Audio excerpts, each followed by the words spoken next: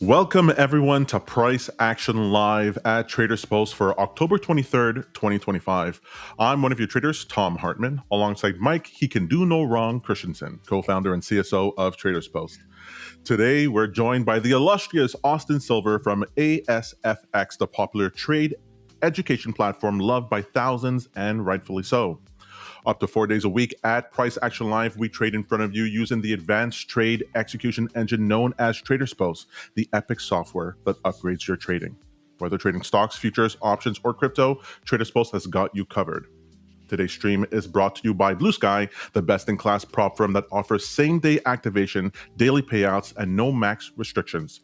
Visit bluesky.pro to sign up for your first prop firm account today and trade futures like never before. Guys, the market is choppy today, this week, this month, this year. It's what it is. Do you guys like this, or do you guys like massively trending markets? What's your favorite? Mike, you go first. Yeah, I'd prefer trend for sure. But if it's going to be choppy, I finally have a system that I think is working there. So it's going to do what it's going to do. At the end of the day, we can't really control what the market does. That's true. It's true. I'm in the same boat. I prefer trend, but I've been trading, I would say, rangy markets better this year than ever before. Thank God. So I think futures has been good to me in general, but specifically ES. And when you trade ES, I think you actually learn how to trade choppy markets, because we have days where NQ will go higher, YM will move lower, and ES is going sideways. So I feel like over this year, even though we've made, a 25% dip, bought it back up, new all-time highs, that's a lot of volatility. I think I've still had a fair share of chop days, so it's taught me a lot, you know what I mean? And I've been able to adapt pretty well to that. So I'll take it either way. And I'll size down maybe if I'm not feeling how that range is supposed to be traded. But like I could show you yesterday, I thought I saw the range really well because we were so sideways going into the open, and I nailed a nice little long off the bottom yesterday. So I think you get sharper the more you trade and identify what environment you're in, as I'm sure you'd agree, Mike. Like when you trade ranges, you'll get better at ranges. When you trade trending, so it's about awareness, identifying it, and then starting to see the patterns within those different conditions. But unfortunately, you don't learn that until you've been trading for a long time. Like you need years in the market to actually when I was a new trader, I remember people were saying to me we're in a bear market, it's a great time to learn. We're in a bull market, it's this and that. You don't know what that actually means until you experience it. I haven't found a book or a textbook that teaches you how, because every condition is so unique, right? This tariff war is different than Trump's China trade war the first time. So it's like all these factors in it are different. So it's so hard to teach. Only experience is the teacher. So, that's true. Sorry for my long rant there. No. No, not at all. If I were to add to that, I would say the one other factor that I look for is volatility. It's just so difficult to trade markets that are not moving, especially when intraday ATR is less than 10 on NQ and the candles are basically just tiny and they're in this really tight consolidation range. It's really, really tough to trade that. If anything, that's where options starts to shine a little bit better because you've got an opportunity to trade a sideways market there. But in futures, you need directionality in order to make some money. So definitely, especially if you want to take advantage of longer trades. I think on the shorter term, if you're scalping, like we were talking about the other day, Mike, you can do it. If you want to throw me up on screen, actually, really quick, that guy that just popped in the chat there, AJ's actually one of the guys that is on my stream every day. He is also going to be at that boot camp that we were talking about coming up in May, Mike. Yeah, so he's a loyal VWAP guy. This morning, a lot of what I do is based on Bookmap levels and then off of VWAP. So I actually had a trade this morning on 6 of my Ignite accounts with top one that put me up 224. We were talking about consistency scores and lockouts, Mike. So these accounts, I am actually set to a 375 max profit to liquidate, get me out. So 224 is a good chunk of that. You know what I mean? I'm pretty happy with that. That trade was this move off of VWAP, 67.35 down to 67.29. So is the market ranging? Is it trending? I almost don't care. And I'm not trying to cop out and be ignorant, but it's like futures is so liquid. There's so much size. You don't need 10-point moves even in ES. You can make money in 5 4-point moves as long as you're not taking 20-point losses. You know what I mean? Right. So Yeah. yeah. Well, the negative RR gang would argue with you on that one, but Oh, I let's love leave that for another dude. conversation. That should be a whole podcast in itself of you and me, dude, because I've been around so long. That thing is that there's waves with the negative. People love it, people hate it. People Yeah, love yeah. it, people hate it. It's so funny. Well, it ultimately comes down to win rate. The only way to get past it is if you can actually call out great entries. If you're taking That's bad it. entries and your win rate's terrible, then that's just a recipe for disaster. That's it. Exactly. Yep. So what do you guys see as far as like average win rate of the people that you've had on this show before? Do you have anyone that's come in at like 90% and tried to tell you they have a 90% win rate? Because I'd like to challenge anyone that says that. I've seen 80s. I've seen an 80 here and there. I see 70s. But 90 or 95, I don't know about that. Have you guys seen anything like that? No, we see everybody Okay. pretty much in the same range, and we see this at Traders Post as well. We have tens of thousands of users with lots of data points to rely on here to tell us that most people arrive right in that 60 to 70% range if they know what they're doing. Failing strategies almost always have terrible win rates between 20 and 30%. And whether you're trading mean reversion or trend, it's all pretty much the same. You're going to end up somewhere in that 60 to 70% range and have a profit factor somewhere between 1 and 2. It's extremely rare, exceedingly rare to see anything higher than that. But in general, the whole point is to get to a point where you have positive mathematical expectancy. How much are you making in positive returns per trade? Whether the win rate's high or the win rate's low and the profit factor's high, it doesn't really matter. It's two sides of the same coin. Yep. That's right. Are you looking at anything into the open, Mike? So I like that we're seeing this bounce off of my S1 line here on the 2-hour chart. That's at the $25,000 level, or 24,950. I do think that we didn't see a full retrace just yet from this pullback. If I'm using the fib retracement line, I would basically post it from here to here. And the 0618, where I usually like to see a good retrace, is up here at R1. This also coincides with the weekly VWAP. So I'm very curious to see if we see a pretty solid bounce from here. Good for, shoot, I can't get the measurement tool to work. Anyway, good for, about 160 points from where we are now to the upside and potentially pull back from there. I do think it looks pretty bullish from the open though. I think this day, top down, so I'm looking at ES, not NQ. ES today, inside bar day, big sell-off yesterday. So you get that. I got this rangy day yesterday, right? So this is changeover of day yesterday. Here's yesterday's open. We get the dump yesterday, right? Yep. So we have that tight range. That's what I was saying. I had a nice long here and here before we dumped, trading this range. Now we move out of that range. Now, inside day, dude, it's tough for me. Inside yesterday's high and low, also creating a tighter range in here. On ES, 51 is the overnight high, 52, and then the overnight lows down near the 20s. So like trading right in the middle of this range is probably like my lowest probability position. Yep. I'd want to see some structure on either side of the overnight VWAP. Overnight last night, what does this look like to me? Sellers tried to take control, buyers took it back, sellers took it back to the low, and now we may be seeing levels to trade to or to trade from today. So probably I'm not taking a trade for the first 15 minutes. We'll see if market open. If we needed to, like, say, Austin, what would you say if you had to flip a coin and take a trade? What would be the probabilities? Probabilities would say we've got more lower highs and lower lows more recently. So maybe we're making some type of a lower high off of this overnight VWAP for some type of a retest lower. That would probably be the slightly more probable thing than this rip in here and taken back to highs. Could this happen? Absolutely. I wouldn't say these are far off in how likely they are. They're equally likely, but I would think the downside, I favor that like 1% more, but I don't want to have a bias. I really don't. I want to just read and react to That's VWAP. exactly right. At the end of the day, I think Tom and I have been fantastic about calling where we think price might arrive throughout the session, whether it gets to the high of the day or the low that we're expecting. It could happen one way or the other. But really, the source of truth is what's price action telling us in the first 10 minutes of the session? And are we posting below or above VWAP? Because for me, there we go. I mean, a close above overnight VWAP. We're opening above yesterday's New York VWAP. That's bullish, So I could definitely see it moving higher here. But I also, like I said, could see it moving lower. So when I see both sides of the coin, when we have earnings, I think today it's T-Mobile, Honeywell, Union Pacific. So we have earnings season going on here as we get into the end of the year. Inside bar day, there's a couple things telling me I don't need to rush into a trade this morning. Bookmap has some orders on it, and I'll use this Bookmap heat map to kind of give me an idea of where the market may pull to, but I won't marry it. So let me give you a quick example. 67.42 is current price. If we were looking at longs, 67.50 has a lot of orders on it, about 100 contracts sitting there. I would say because that's, a little bit heavier than anything we have below, we are more likely to pull in this direction in the short term than lower. So if you were looking for longs, I'd be using 50 as the target and maybe seeing those equal highs there. I'd even try to front run it and be out of it at 49. That was how I would trade the longs.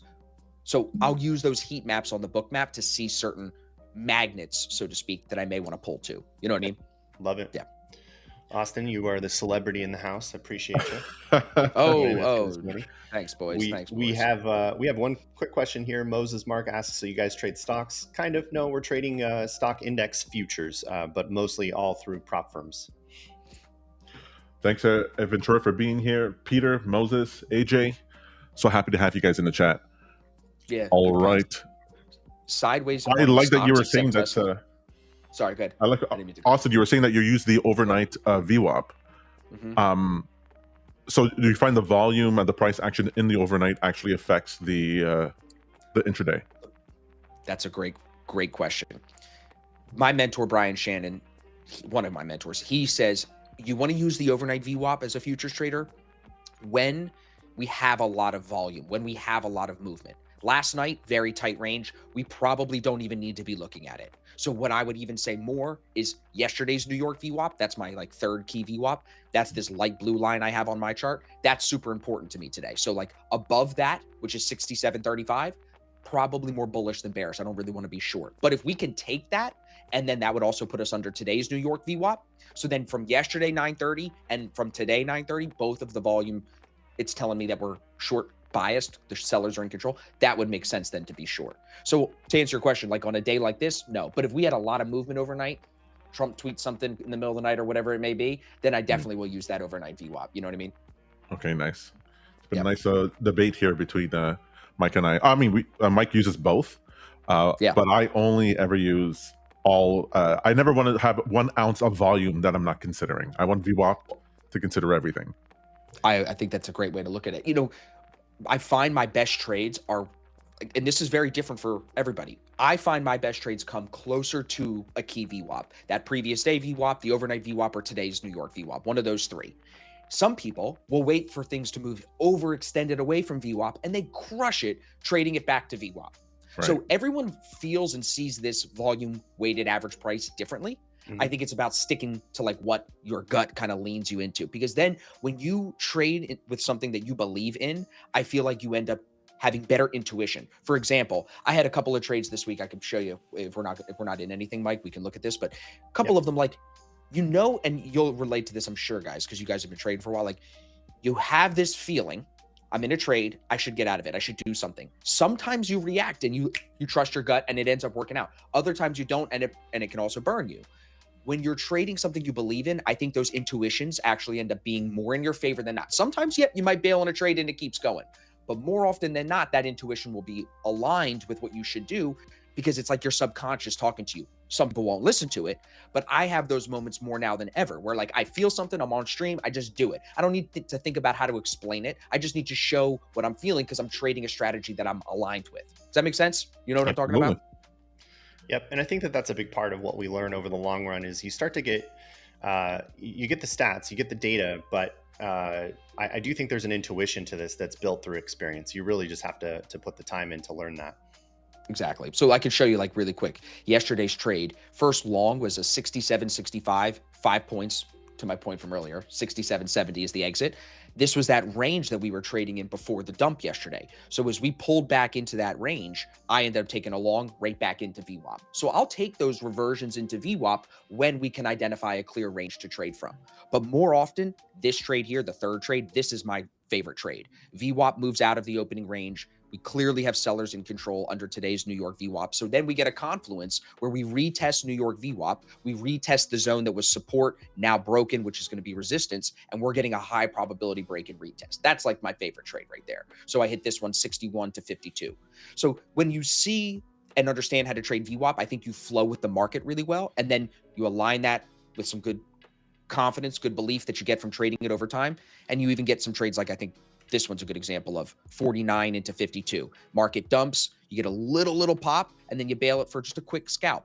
And then that's kind of what I was thinking about when we were talking earlier about these quick trades. We're like, what does the higher time frame bias have anything to do with that trade? If I can do that and win 6 out of 10 on those, you know what I mean, and not take a big loss, what does the higher time frame have to do with that? That's Right. exactly right. Yeah. Yeah. That was a hard lesson for me to learn here, that the higher time frame can just be, it makes you think, oh, I should be dealing with that, but this is path dependency. You know, the price can go anywhere in between that. You could be right in the higher time frame and then wrong in the 5 minute. Yep. That was a hard lesson. All right, so I took We'll a see, long like- scalp while you guys were talking there. So one 15-point move out on the books. Oh, nice. Like that, because Excellent. I think you look at this, NQ, ES, YM, all moving higher together here for the open. All of them above New York VWAP. Yep. All of them now above overnight VWAP, above previous day VWAP. So you're getting full alignment right now. Whatever bias we were having that was short probably should be thrown away right now, because buyers are showing their hand so far. You know what I'm saying? And we're 6 minutes in and it's buyers right now. That's right. I'm just following what the buyers are doing. We had a decent second candle there above the session VWAP, and that was enough to build some confidence to create an entry there right above VWAP. So good for 15 points, one trade on the books. And to our point, like we were saying on ES, right? That heat on 67.50, now getting closer and closer to that 67.50. So that aligns with the same direction you're trading the NQ. So, and what I like to do sometimes is if I see these levels get fulfilled, I'll go back and see, like, when did they start to get heavy? And I can see that right at 9:30 market open, that 67.50 started to get heavy. Well, what else starts coming on there? Well, we have 57 building, we have 60 building, still some orders down at 30 and down at 25 too. So as you can see, like, I want to play both sides of it. I don't want to be just biased to, oh, it's got to go fill the things higher. No, I want to see what happens, because if these orders on the bottom start getting pulled off, then we'll see more, I think, come on even on top. That'll confirm to stay even more long biased, you know, because now we're going to run into this overnight high. And what are we going to do here? NQ has some space to it, which is good. YM's clearing above it, but ES is going to run right into it at 52. So we'll see what we do there. That's definitely not a price I'd want to be long. I agree. I'm still, obviously I'm still trying to take the temperature of today's market and see if we actually are going to end up in a choppy opening here or actually find some trend. There is some room to the upside still. I do think that if I were to target a price from here to stay long, it would be good for another 120 points or so, up to 25,172 on NQ. I can do the same analysis on ES, since I know that's what you got over there, Austin. Yeah. And one other thing, I'm just looking at the stocks. They are up, but some of them are coming down. They're up on a gap, but some, like Microsoft's coming down, Nvidia's coming down, Tesla's way down, big gap. Yeah. Nvidia's red under VWAP, Microsoft moving lower here, session lows. So I think you have to be careful, everybody. Like, on the watch list, you'll see, oh, it's up, percent change is green. You got to look at the chart, because that will account for overnight action. I'm looking at what's actually happening right now since market open, you know? Right. It's a little bit different of a story on ES, though. In general, and this is why I like NQ a little bit better, is ES tends to chop more than NQ does. NQ tends to trend a lot better, and that's helpful if you're a trend trader. The correlations, of course, are very, very close to each other, but correlation only measures the close price, not what's happening in the middle of the session. So the interesting thing here is this feels like this could be a pretty strong resistance zone. Didn't you say there were some sellers there at 67 or 750? 67.50. Yep. Right where we're right. That's right at a clear resistance area. It's funny because I just entered a short. Yeah, I like that. Nice. Honestly, I think I'll probably join you, but I'm going to wait for the opening range to set. So I'll tell you what I like to do. 15-minute opening range. I've been finding that the fade of the opening range breakout is killing it. Yeah. So traders will chase the break long. We'll be at a resistance level like we may be at here. It'll pop. We'll trade it back short, back to VWAP. And then that trade becomes super profitable because it's quick, because it ends up inducing the longs or the shorts, whichever way, and it sweeps and takes them back really quickly. So when it works very nicely. So that's where I think I could join you on this trade on the short here. If we can slow down a little bit here in the 50s, 52, set this opening range in 5 minutes, and then we fade this thing back in, something like that, I could see the short for me. But the 50's filled, which is interesting right there. You can see they come off the Bookmap now. So now 55 is building. You see that here, how that comes on right here as this starts to fill. So that tells me it does have some pull, maybe higher. I've been wondering about Bookmap, if I should give that a try. Like, how invaluable is that into your process? Yeah, I used it for a long time, especially in crypto, because it does work for multiple asset classes. It's a fantastic analysis tool. And this is right at the point too. And Austin, when you and I chat next week, I'll have to tell you about this part of my background as well. I built Yeah. more of a quantitative approach in crypto that was just monitoring bid-ask spread and trading of basically a prediction of price from the bid-ask spread. So it's an order book and balance ratio that I'm looking for, which is now built into Bookmap there. Interestingly, they have the OIR, they have essentially the Everything, bro. volume delta. Yep. Dude, it's never ending if you go down the Bookmap It's an insane rabbit amount hole. of data to analyze. Yeah. They have this thing that I don't have it on my chart, but they have something that'll show you where there's big stop runs, big iceberg orders that are these like hidden orders that are being filled on the book. I mean, in my opinion, again, this is my bias coming from Forex for so many years, but Forex was unregulated and decentralized. You didn't have anything like this where I see what's going on. I see the book. And I interviewed this guy yesterday for the podcast, Matt Owen. He trades order flow and he trades with Bookmap. And he was telling me, we were kind of coming to this agreement of like, how do you learn it? You have to just start watching it. So like anyone that wants to learn Bookmap, they go, what should I watch? You could go watch podcasts. Like Bookmap has a lot of great resources. Yeah, one of my most popular has their own podcasts. channel with a ton of resources. Yeah, Bruce on Bookmap, Scott, I've had them on the show. Those guys will show you, but there is no textbook to it. Everyone's feel shows a little differently. And I think if you just start watching the Bookmap next to you while you're trading, even doing replay of it, that's the best way to learn it. The first guy that ever talked to me about Bookmap was Rips. Rips at the time was streaming with Top Step and everything. This is when we were all streaming on Top Step TV. He was like, don't listen to any course about it. He's like, just open it up and replay it over your trades every single day and see how the Bookmap looks with the VWAP trades that you're taking. He's like, you'll figure it out. That was the best. And like, that was the first advice and the best advice I got. So that's what I did. I think it's great. And obviously it provides you insight that you don't normally have. It's also important to recognize though, that the book can be not only informative, but it can also be a huge distraction. A lot changes on the book instantaneously. It doesn't, not all levels are always going to be respected. Sometimes things can reject, bounce, go in a different direction. And obviously even as you're talking about it, it can change. You're like, oh, look at this level. It's there. Boom. And it's gone. They'll spoof it and take it off. There's an algo putting it on and they'll suck the orders away. You'll see 1,000 contracts come on and off really quick sometimes. You're like, what is going on? That's right. Well, those are like the patterns that people used to, when I was coming up, people always talk about reading level 2. This is the cooler version of level 2. That's right. And this is what I noticed even in crypto too, in 2017, when I first started reading the book, is there was a whole bunch of spoofing going on. People were putting orders on, taking them off, putting them on, taking them off. That's what I worry about. Yeah. That's the problem, is it can lie. The only thing that's a truth is the match of a price. And that's why a lot of people, of course, rely on what we see on the charts here. What are the candles actually telling us? Because you can't take that back. But with an open order, you can absolutely cancel that order. Prices pay. I know it's a simple saying, but Brian says that too. Price always pays. Brian's got a bunch of one-liners. You made me think of another one he said to me once. He said, the market will do the most obvious thing in the least obvious way. The market's continuing to grind higher in the least obvious way. You know what I'm saying? Right. And like, you only come up with shit like that, dude, when you've been trading for a long time. You know what I'm saying? Just Brian's great. Brian's great, bro. Brian's great. Such a good guy. But this looks good. I mean, for me, for a short, 50's building again, a little heavier. To the spoofing question too, let me just show you this. On Bookmap, if you open this and you zoom in really big on each block, like let's go to 67.55. You can see if I pull us to 55, see how it says 112 right here on the COB? That's the amount of contracts. But this white line right here in the middle of the block, I know it's really hard to see. You got to squint at it, everybody. Iceberg, right? That shows you how much of that block of the 100 or whatever the numbers, what percentage of that block is controlled by one algo, one trader, one entity. So if I see 110 here, it's really 50 and then 50 with someone or some algo controlling it. You see what I'm saying? Because that's almost halfway up the block. So half of that 110 could be one algo, and he could absolutely pull it, and then this won't look as heavy. It won't look as hot. So you got to watch those little white lines. Yeah. Super interesting. But you can see here how Bookmap. It's a lot going on there, but it's definitely worth learning. Through the 49 now, pushing higher over this high. 55 is now like that next level above and might want to suck to. 50, it's 2 points up. Starting to look like a trend. I thought that pullback might have been a quick retest, but now it's starting to move. This is all buyers. Not even back to VWAP yet on ES. Yep. All right, I'm stopped out here. Stopped out. Yeah, I think what it probably will do from here then is wait for a little bit of a pullback in this trend, and I might buy that for another scalp. Unfortunately, I like that. Missed the boat on the trend from the open.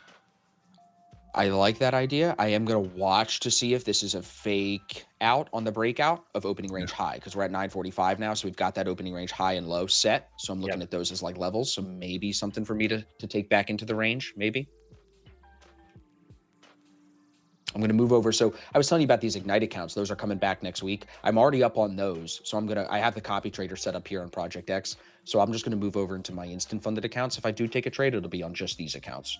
Nice. Sometimes I don't like to trade them all together when I'm already up in one group of accounts. You know what I mean? Mm-hmm. Split the risk. B Blue says, nice tip. I started book mapping and need to get back to it. Nice. Same.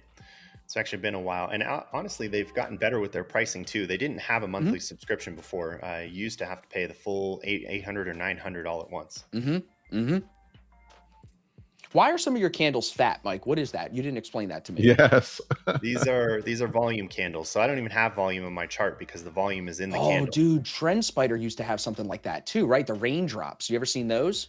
No, I haven't seen the raindrops, but same concept. Oh, you got to check out the. This is it's super like a helpful. volume in the candle. Yeah. Yeah, when they offered this feature, that was game changer for me. That was a big improvement. Otherwise, I'm traditionally just a candle guy. I prefer this now because it allows me to visually see the whole story without having to even look down here. These two indicators down here are just my my trend and chop indicator as well as ATR, and that's pretty much all I need. The rest is just kind of noise around this. I'm looking for levels with some of these other indicators, but volume and price, that's what I care about. I did jump in a short right there at 53.50 on ES. Well done. We'll see. We'll see. See if we can get this back to New York VWAP at 47.50. So the thought on this trade is opening range breakout. People chase this initial breakout. Yep. We'll always, not always, we'll try to pull back. Often you will get a pullback into the range. It's how deep does it go? Do we go back to VWAP? Do we go back to overnight VWAP? Is it just a little higher low before trend continues? That's what we're going to find out. Yeah, I'm kind so of I got a pretty tight stop in. I've got 3 levels I want to pay attention to for a potential pullback. That would be the 8 EMA on the 2-minute chart, the session VWAP, which would be most important, or the electronic VWAP from the overnight. Pretty much the same levels you just mentioned, but I'm pretty sure that if I'm able to even capture an entry, it's probably going to be at 85 on NQ. Maybe not. Yeah. Those buyers want it. They want it, dude. And with this type of a trade, when I'm fighting, if anyone here has been on my streams, usually they know I lose majority of the trades when I fight New York VWAP. So we are fighting the New York VWAP here. You are literally often better off just clicking buy when we're above it and just leave it alone. You know, and that this goes back to what we were talking about, the higher time frame bias, the news bias, those things that cloud you. We overthink too much. And that's why I love VWAP. It's just so simple. So will I still take trades like this? Yeah, but I'm risking $300. Like, that's not a lot of money at risk on an account like this. So for me, I still want to test myself, challenge myself on these other ideas that I see. But that doesn't mean I have to hit them with full size. That doesn't mean I have to marry it, move my stop loss, and get stuck in a trade all day. You know what I mean? You have to have an entry, you have to have a stop loss, define risk, see the idea through, move on to the next trade, knowing that it's probably not the high probability trade that I talked about earlier with that break and retest trading with the VWAP, you know? But Austin, why can't I full port 10 in Q? I mean, you can, bro. No we can. We definitely can. We can definitely do that. Just as a good I love when Mike's line, he says every now and then, I'm willing to pay to see if I'm right. I've always loved that line. I just did. The risk is defined, right? The risk is defined. Yeah. If I know it's going to cost me $60 to figure it out, then sure. All right, let's see. Yep. And like, I think this is such a new trader hiccup. They come in and they put all the size on the first trade of the day every day. Yeah. I mean, you can try. It's just not going to go well. You know, you have to almost look at certain trades. Sometimes I feel like even this trade, it's information gathering. Okay, I'll try the short on the fade of the opening. Dude, buyers are smoking me here. What am I going to try another short, just jump back in when I'm getting information from the market. I need to react to that information. Yeah, I'm paying for it though. That's right. This is a smoke show though, it looks like, on the buyers, bro. Yeah, I didn't expect this kind of open. This is a lot of buying pressure. A lot of buying pressure. So we've already knocked out several of those levels that you mentioned in Bookmap. What's the next one? 6780 above has 181 contracts. Okay. Yeah, smoking now. We're headed into the underside of the weekly VWAP on NASDAQ. Yep, almost there. And Gotta that's, be careful I've here. been kind of sitting on my hands here waiting for this, hoping, or not hoping, but trying to discover if this is a potential rejection point. As I mentioned before, well, we did a little bit of early market analysis. I mentioned that right now we are at the 618 line on the 2-hour chart. And I was expecting that if we're going to see a decent Fibonacci retrace on the 2-hour, that it would post this price right here. That happens to coincide with the weekly VWAP. So in the next 9 minutes here, we're going to close this 2-hour candle, and that'll form the new one. This could be rejection. This could be where I go short. Okay. I like the trend this morning. You know, I think YM, especially sitting at this previous day VWAP, does have a little bit of like a level that it could trade down to. But from 9 o'clock this morning, like when you just look at this NQ move, look at like from 9:10 Eastern time, up 215 points in 40 minutes. That's a strong move for what we've seen so far since the sell-off last week. Yeah. Yeah. And I don't think this move here is really T-Mobile moving the market. I mean, decent earnings. I saw the surprise there. Yeah, but no, I don't think so. This feels more technical than anything. Blackstone actually had a bigger surprise than T-Mobile did. NVIDIA just popped over the last few minutes. Let's see if there's anything coming through. NVIDIA continues to dominate the AI graphics processor sector, presenting significant challenges for competitors like Intel and AMD. And analysts project NVIDIA's revenue to grow by 58% in 2025, with a slowdown in to 36% in 2026, while the company expects no revenue from the Chinese market due to the ongoing tensions. Yeah, imagine what's NVIDIA going to be worth when they kick the door down with China. Oh, man. Well, you know what I mean? When they can sell. Yeah. With freely. all this circular financing that's taking place right now, though, I'm starting to pay very close attention to who is partnering with whom right now. When all these companies, is it a bad idea? Is it a bad idea? Yeah, is the circular finance this? Oh, hold on. I'm saying, is it a bad idea to have all these companies like Intel buying chips from NVIDIA selling something else to Intel? Like, you're selling me hardware, I'm selling you services. You see, that's like right. There's this money wheel going on. Is that a bad thing? Like, that's what I was thinking about. I was trying to talk to chat about this and it won't give me a straight answer. I think from what we're seeing from Wall Street analysts who are covering this topic, the concern is that when you try to invest in one other company through a partnership like this, and they're investing in you, what you're doing is simultaneously inflating the value of the company artificially. Right. And that's the concern. Right. The other concern, of course, is the overinflated capex across the board with these companies. Are they going to be able to get a return on that capex? You can't just write that off. You know, if that investment doesn't turn into stronger EPS in the future, then we're going to see the bit of a collapse of a bubble here. It's going to be interesting. It's because like from the other side of that coin is they inflate this bubble like nothing we've ever seen before. And this infinite money glitch that they've discovered of feeding each other for different services and products and keeping the money, and then it just is amplifying and maybe it's the secret to the trillions. You know what I'm saying? I'm trying to see it from both sides. Like, I'm with you on that. I think I'll know it's the top when everybody says this is different. This is a different type of economy, or this is a different market than we've ever seen before. We've never been able to. Is that what I just said? Like this. So did I just call the top? Is that what I just said? Did I just call the top? I think you just called the top. It's when non-traders start saying, I think every portfolio should have I'm the taxi cab driver talking about right. Bitcoin, telling you to buy Bitcoin. Right. Exactly. Yeah. When my grandma starts talking about this, I'm like, oh no, I'm investing completely in AI right now. That's when I know it's over. It's over.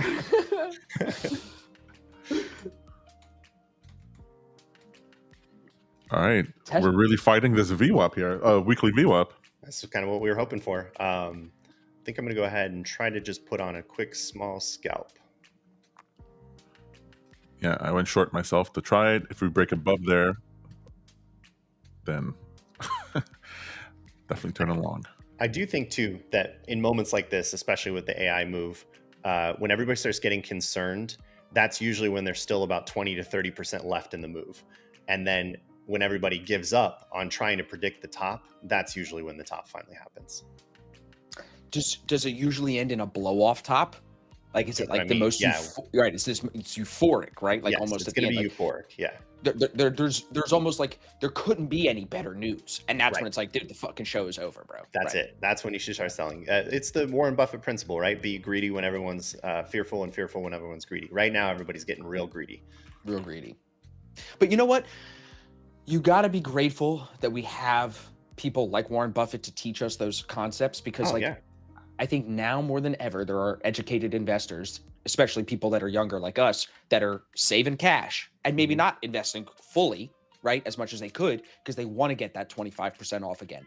I did really well buying, and this is going to sound easy in hindsight. I'll send you the Fidelity statement. I bought TQQQ the day Trump said to buy, the Liberation Day. I when did we it were about a down week 25%. after. I'm right there with you. Mike did the same thing. Yeah. Well, like now that experience, because of the amount of money that I made, it has changed me as an investor. I want to buy every day that's red. Every single day that it's red. And when it's big red, I want more. So I need cash now for those opportunities. And I'm not trying to buy some crazy investment. TQQQ is not crazy. VOOO is not crazy. You know what I'm saying? These aren't elaborate instruments, but if you buy at the right time, TQs arguably would be a little more crazy than VOO. Okay, You maybe got a little that more 3x crazy. leverage, but go ahead. Not for our circle though. With the traders we Yeah, run yeah. in, it's not like I'm calling Goldman telling them to create me some derivative that I need to trade like Pull it a Michael Michael Burry. Yeah, no, that's not what I'm doing here. It's just straight, you know what I mean? So I think that, but like you get that taste, just like the first time you had a big speculative trade. I've now had that investing taste. Buying when it's high is good. You want to be dollar cost averaging, I feel like, as an investor, but timing the market is really, really important. If you spend as much time as we do on markets, I feel like you gotta try to time it a little bit. Let me give you a quick story. My dad bought our house that I grew up in when I was in 7th grade, 2013, for $700,000. He put like 200 grand into it over 13 years. He sold it for $750,000 13 years later. That's Between great. inflation and the money he put into it, it's terrible. So the thought there is he bought in 2007 at the peak, held through the bubble, and then by the time he sells in 2013, makes no money. So I have that experience personally. Then I have a friend who bought 3 properties in 2008. He's older than me. He's a family friend. He now has like 35 properties because he bought when it was low. He got a great deal. He's refinanced over time. So even in the real estate market, buying when blood's in the streets is the right thing to do. You know, it's hard. It's hard, but it's the right thing to do. It's the hardest trade to make. Market big red candles and you got to go buy. It's hard. I love it. And traditionally, I come from the background of being more of a value investor. So I love it when prices are on discount, when companies are on discount. We see price to earnings ratios around 12 or 15. I'm in a buying frenzy. Right. We are at a very, very big top right now, with most price to earnings somewhere around 35 right now. If you look at it's insane. 37, 38. I'm like, this is crazy, bro. It gets crazy. So I'm right there with you. By the way, I just took another 20-point scalp there. I see that P&L stacking up over there, buddy. just going for 300 base hit, done for the day. So good.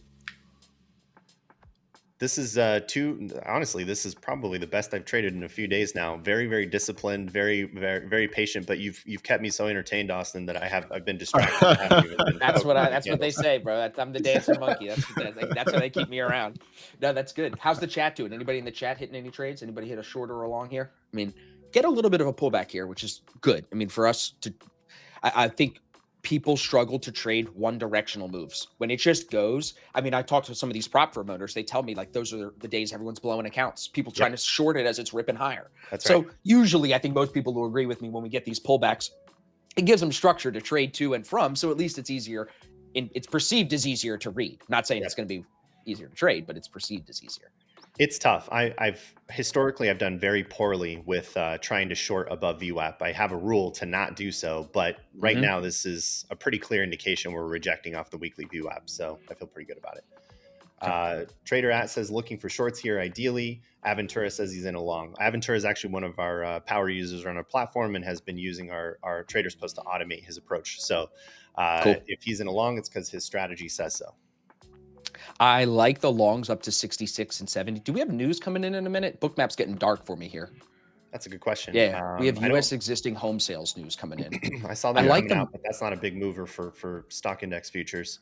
It's tomorrow at 6:30 in the morning, or excuse me, 8:30 in the morning. We'll have the core inflation data. Yeah. Getting a little gas here on ES. I like this.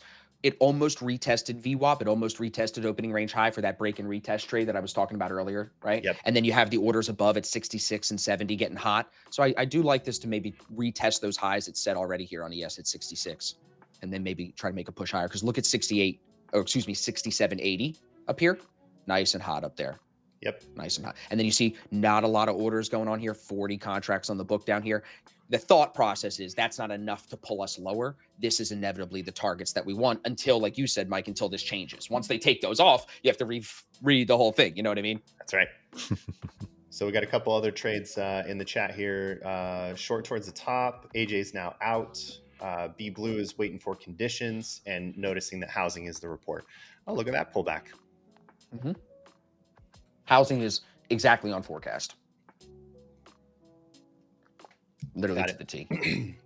I'm noticing there's a lot of inventory on the housing side, and that's good news for anybody trying to buy a house. That's the one thing we've needed for a while because of the lock-in effect. Mm-hmm. I'm Canadian. There's no buying houses in Canada. There's no buying houses, dude. You're screwed, guy. bro. You have to come to America, bro. I feel like the only thing you can I'm do trying. in Canada, can you just buy land and build a house out there? Is that an option? Nope. Can't do anything here. There's no First Amendment, no Second Amendment. We can't do anything. That's crazy. This is why Tom wants to be American so badly. Canadians are the nicest people. Like every Canadian I meet is such a nice person, and it's such a beautiful place. Like especially, I have a lot of clients and friends on the West Coast, Vancouver, beautiful, like all year round. And then the government screwed them, just like California, man. Like California's a beautiful place. And look at the taxes. Look at the way like that business is leaving the state. Like government screwing them, bro. Just ruining it. It's why so many tech businesses have left the area. There's more incentives in other states. Right. Put politics aside. Just look at incentives imagine for the all business. of Canada. Imagine all of Canada is exactly like that. Gotcha. No hope. Nowhere to move to. Okay. It feels like we found the consolidation there at the weekly VWAP as expected. How's Bookmap for ES here? Is that same situation? Same situation, 66, 70, and 80 above have orders on it. Not a lot below. I want to be long. I'm worried I'm going to get long and it's going to pull back a little deeper to opening range high, more towards VWAP. I'm looking at like 54 as a price I'd like for longs. Got it. Yeah, interesting. It's a little bit different of a story on ES for the weekly VWAP. It looks like it's actually finding support there. It's already posted above it and it's trying to move upward. But question in the chat says, do you trust the numbers? Interesting question. We're going to have to. It's the only numbers we can rely on. You can't do. I mean, that's true. But collection yourself. I'm going to try a long here. We'll take 57. I want 54. People wants to know why you can't buy a house in Canada. Well, you can buy a house if you want to spend a lot of money. A lot of money, right? I look at a house here, and then you're like, oh, this might be good, and then you look for the same price in Tennessee, and you're like, I could have a plantation and people working for me on this farm. I'm like, what is going on? How can I get a shed in Canada and a palace in the United States? Crazy. It's crazy, bro. I lived in Florida for 5 years, and then we just sold our house there and moved up to where we have family in Pennsylvania. Mm-hmm. I got 2 acres now. I couldn't get space in Florida, but at least the houses there were bigger and the taxes were lower. So like you were fine. But I mean, now that I'm out here, I'm spoiled, bro. Cost of living is still pretty cheap. Like it's nice out here. So I'm fortunate I have family here, but like you got to like almost seek out reasonable places. I like the values out here too. So like I enjoy living around people like this. So it worked out for me, but I think Florida's a great place for the Canadians that need a place to come to America. Florida's where you should be headed, bro. Yeah. If you look at Bookmap real quick, guys, bunch of contracts just came on at 66. To the algo conversation, you can see there's a little white line right there. So some algo just dumped a bunch of orders right here at 66. You can see that heat map change right there. So we have positive CVD, positive delta. Today, I mean, we barely touched New York VWAP, so it's definitely buyers in control. So I think at this point in the morning, 10 o'clock, this is where I start to think like, you got your bias until the VWAP is taken. You just want to be long or flat. You don't really want to be, in my opinion, selling it here because you've just had such sustained buyer control. Yep. You could consider selling it under the VWAP, but up here, this is where like shorts in my mind are off the table. I'm longer, I'm flat, and I'm just trying to stay in this trade as long as we're on the right side of the VWAP, and then see if we can go fill these orders that are now coming on above. Agreed there. I'm a big fan of a tool called the regression trend, which is basically just measuring the relationship between price and time. And Okay. one of the things I'm keeping an eye on here right now is the fact that it just went sideways from that top wick candle on NQ. I want to see a breakdown of this, but if you measure this, you're going to see this is a pretty sideways move so far. So it's either going to break down below 136 or break above 179, and that'll tell me which direction we're going from there. I like it. Interesting chat here. B Blue says he actually lives in Tennessee, so interesting that you called that one out, Tom. That's so funny. No wonder he doesn't know how bad it is in Canada. He's already enjoying the life. He's already in the best place ever. We were going to look at Tennessee. There's 2 towns in Tennessee, Franklin and Brentwood, right outside of Nashville. Really, really nice suburbs. Like country music stars live out there and stuff. So nice, but no family for me, so we didn't go there. But we really liked it. I love Tennessee. Yeah, plantations are out. That's true. We don't call them plantations anymore. I just A ranch. Facetious.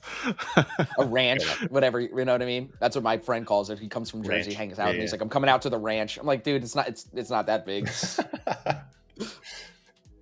Shout out to South Jersey.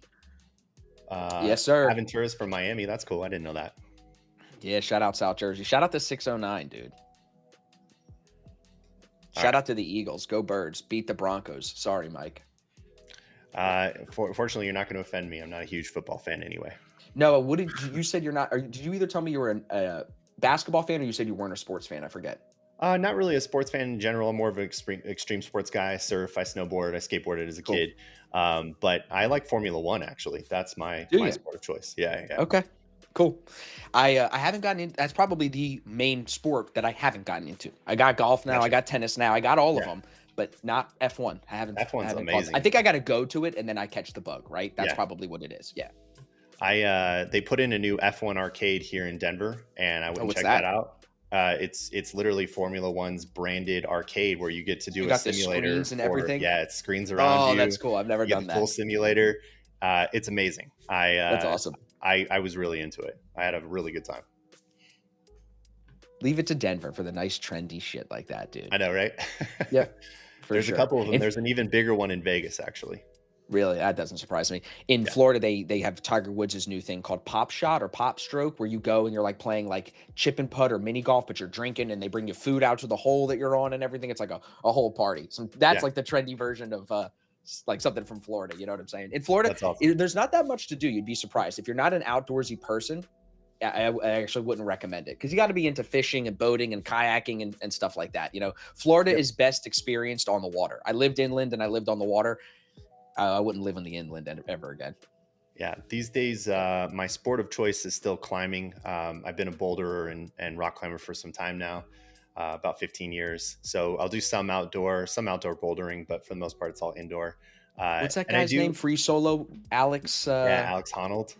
All right, I'm gonna call you who is like the official sponsor of TradingView. Interestingly, I'm still struggling to connect the dots. Dude, I don't get that at all, bro. He just must have needed a bag. That is the only answer I have. Yeah, they're like, bro. We need to endorse Alex Honnold. Is he the one we can get? Yes, he's. How did you get that on the list, bro? Right, like what? I don't even know. Yeah. There's some new prop firm. I'm not going to say their name, but there's a new prop firm that has Karl Anthony Towns, the basketball player, on the homepage, and we're all talking about it in our group chat. Wondering, does this dude even know his face is being used by this scammy prop firm? Is?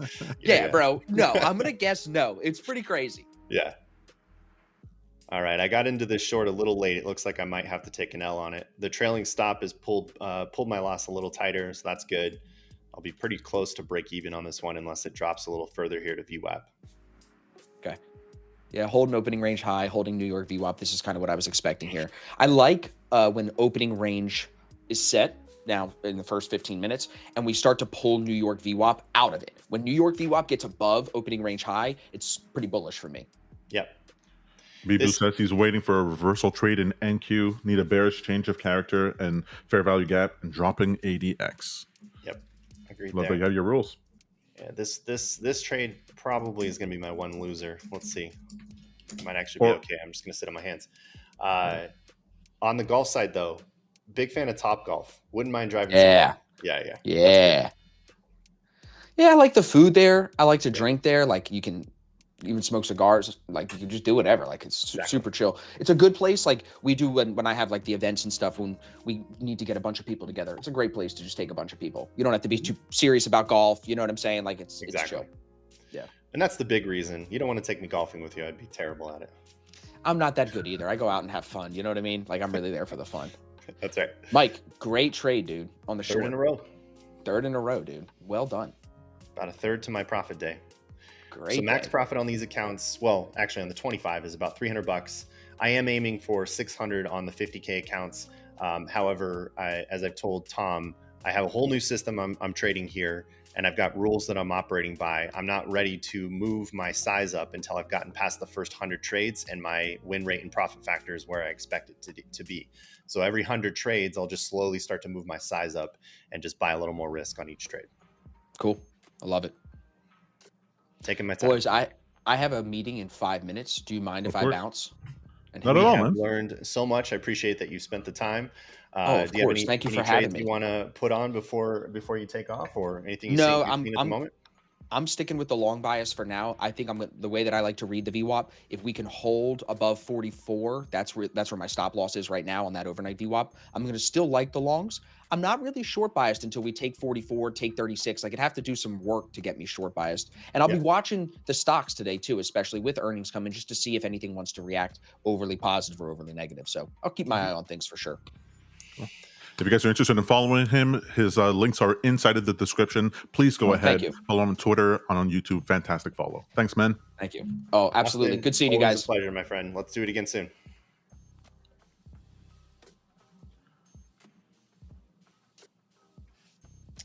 All right, decent session so far, Tom. You see anything else, or do you want to wrap? I'm still in that short from the weekly VWAP. I'm just been sitting in the short. Yeah, I always find it funny. Like, both of you guys were saying, I won't short from above VWAP, and I go, there is no place I rather short. This is the exception. VWAP. The exception is there's another VWAP that helps me. So in this case, it's the weekly VWAP that was our rejection point. That's why I went short. Fair, exactly. So if I'm into resistance, I always want to short there. Plus, if this works out, it's always possible that this is a short I hold for the entire session, and then I never have to think about it again. I'm always aiming for 1,500 on my trades. Yeah, and I just never think about it. And I'm risking what, $50? It's like nothing. Right. Yeah. What a great risk to reward ratio. That's fantastic. Peter says, cool dude. Aventura says, that was fun. We totally agree. Austin is a good time. Has a lot to contribute to the conversation. Plenty to learn from him as well. So we're going to have him on Price Action Live again as soon as we can. For those interested, I think Austin has asked if I can come onto his show next week and do an interview of my background, which I'd be happy to share. So if you guys are interested, just keep an eye on his channels, and we'll do a collaboration next week.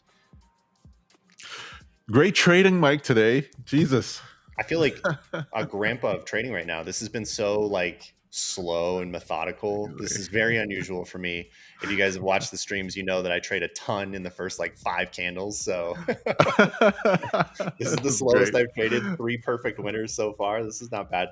Although it's not really very much of a scalping session. I just saw that weekly VWAP as being a very strong resistance point. I didn't want to trend the long side. Right. Yeah. Well, are you interested in wrapping it up here? Yeah, I think this is a good place to stop. We've posted some profits. We've learned a few things. We got some insights on Bookmap. I'll probably take a few more trades today, but I'm going to wait for some bigger moves in ATR to come up just a little bit more. Awesome, guys. We'll be back tomorrow morning at 9:30 a.m., of course. But if you guys are interested in signing up to traderspulse.io for your free trial, you too can tie your prop firms together in order to scale out your profits and losses if you don't trade properly. Use the code PROPSCALING20 in order to get 20% off your monthly or yearly subscriptions. And of course, if you have an account already, you can use it in order to get a discount off your add-ons. Guys, another one for the books for Price Action Live. Thank you so much for being here. I will see you tomorrow morning. Happy trading. Cheers, everybody. Have a good one.